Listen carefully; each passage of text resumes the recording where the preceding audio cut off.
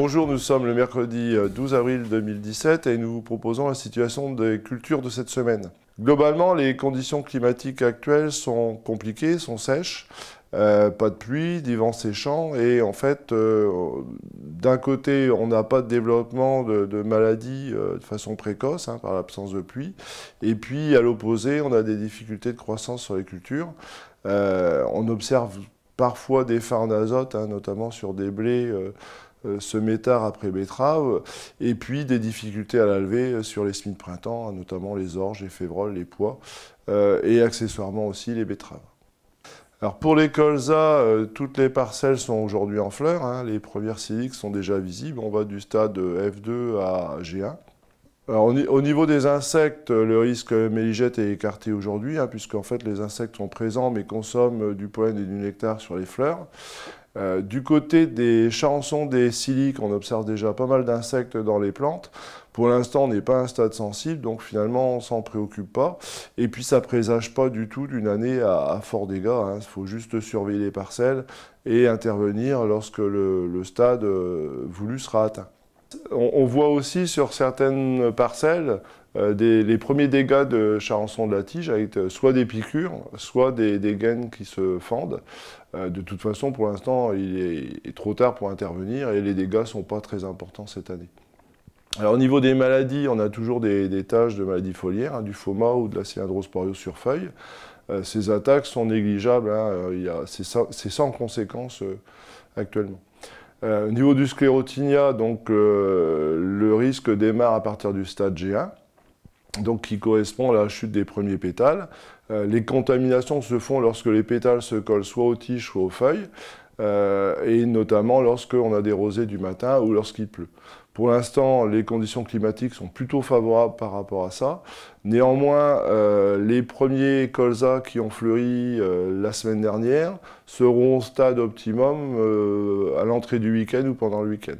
Donc une première protection contre le sclérotinia sur ces parcelles-là exclusivement est à envisager. Alors pour les protéagines, les pois protégeux de printemps, on est du stade levé au stade 4 feuilles pour les parcelles les plus avancées, avec quand même des levées très irrégulières cette année, notamment liées à la sécheresse.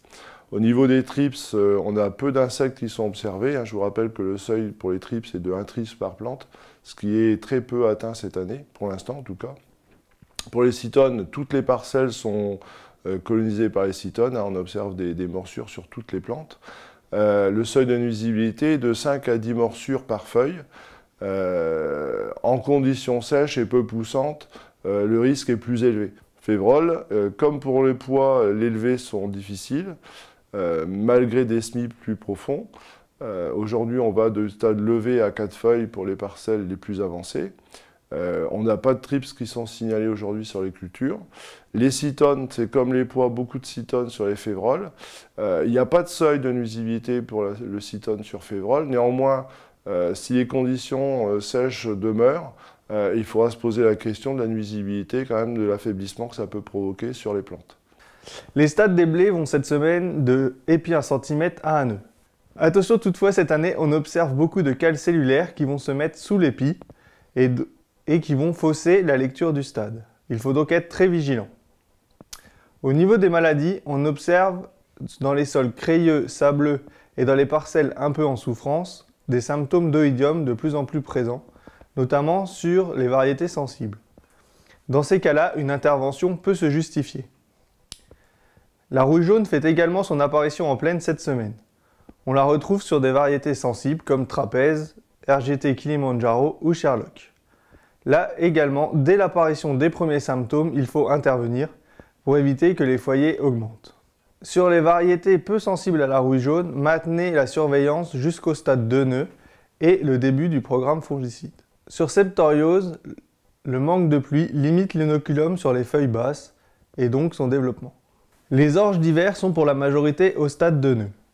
Le complexe maladie, rhynchosporiose et helminthosporiose, se développe cette semaine.